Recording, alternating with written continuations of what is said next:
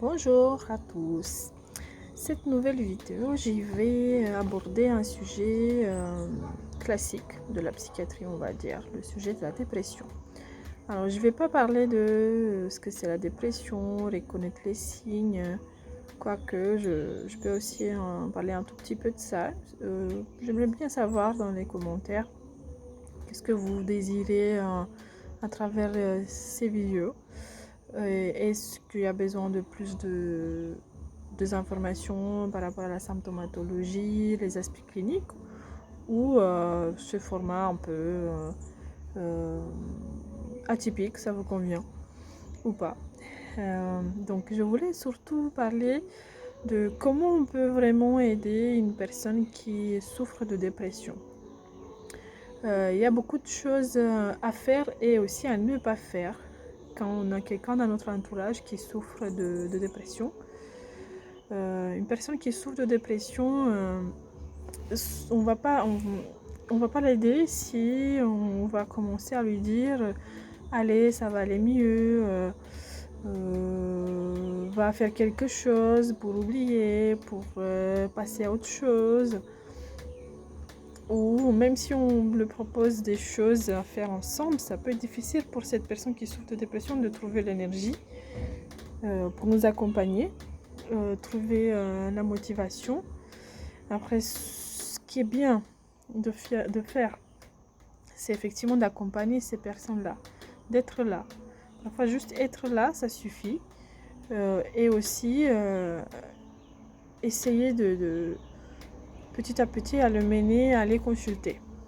C'est très important. Il y a beaucoup de réticence. Il y a toujours encore beaucoup de réticence d'aller voir un psy. Puisqu'on n'aime pas reconnaître qu'on est faible, qu'on se sent faible, ou que, même si ce n'est pas un signe de faiblesse, de reconnaître qu'on va mal.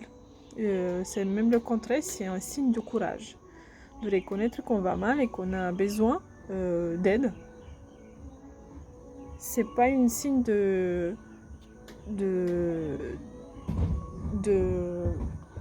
comment dire, attends ici.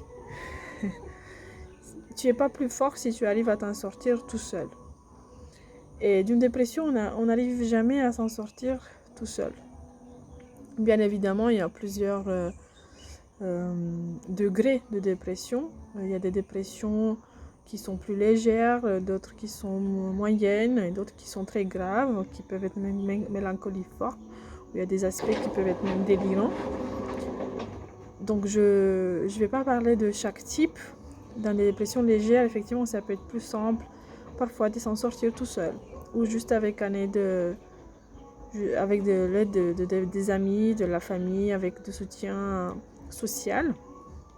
Ça peut nous créer un terrain favorable à que nous on puisse faire avancer et prendre conscience et peut-être aller mieux.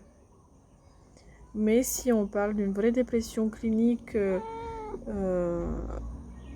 qui peut être assez importante, où la personne déjà elle peut être très ralentie, elle peut perdre sa motivation, son énergie, elle peut avoir une timide très basse, elle peut même avoir des idées suicidaires. Si on est dans ce cas-là, le mieux, ce qu'on peut faire en tant que Camille ou que personne ressource, c'est d'être là, d'écouter la personne, sans lui donner des conseils ou des avis. Le meilleur conseil qu'on peut lui donner, c'est de lui dire qu'on est vraiment très inquiet, que c'est quelqu'un qu'on apprécie beaucoup et qu'on aime, et qu'on pense que le mieux, ça sera qu'il consulte quelqu'un de professionnel dans ces aspects mentaux.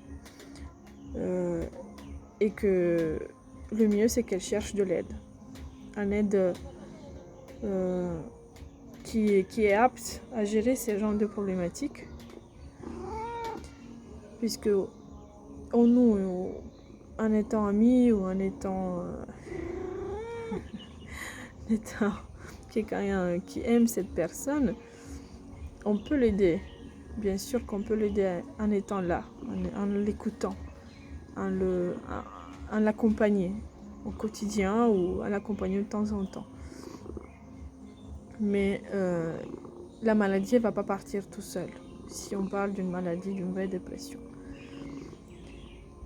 Donc, ce qu'il faut faire, donc être là, écouter, sans jugement, pas donner des conseils, aider la personne à comprendre qu'elle est en souffrance et qu'on s'inquiète pour elle et que le mieux, ce sera qu'elle consulte quelqu'un.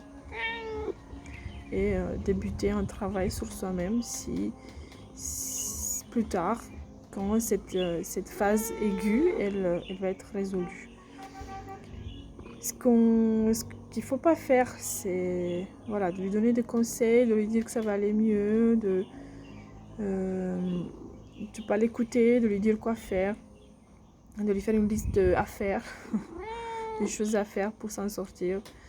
Cette personne, elle ne va pas avoir l'énergie, on va empirer en fait la situation, on peut même le plonger dans un état encore pire puisque il va sentir et va croire qu'il va nous décevoir, que ça va amplifier son sentiment de déception, d'inaptitude, d'incapacité, parce qu'il va pas trop arriver à faire tout ça, tout ce qu'on lui dit de faire. Et puis il va pas se sentir écouté, il va pas se sentir compris, donc c'est encore des choses qui vont faire qu'il va pas aller mieux, il risque d'être encore moins bien. Donc c'est ça ce qu'on peut faire, et c'est ça ce que je pense que c'est pas bien de le faire quand on a quelqu'un qui va pas bien moralement. Et puis effectivement, si on est vraiment très très inquiet que la personne ne souhaite pas consulter, être un petit peu vigilant sur l'environnement, être de plus en plus présent, prendre plus souvent de ses nouvelles et peut-être à un moment donné alerter les services de soins par rapport à cette situation, et même penser, si la situation est vraiment inquiétante, à amener cette personne un peu contre son désir aux urgences. Alors, s'il y a des questions, peut-être que j'ai oublié des choses ou qu'il y a encore des choses à noter, à discuter, j'aimerais bien que je m'arrête ici pour cette vidéo. Elle est un petit peu plus courte et laisser peut-être l'espace à des questions ou à des remarques. Si peut-être j'étais pas assez explicite ou s'il y a des choses qui sont pas encore très bien évoquées ou comprises. Allez, on se retrouve dans une prochaine vidéo. Bonne journée à tous et prenez bien soin de vous.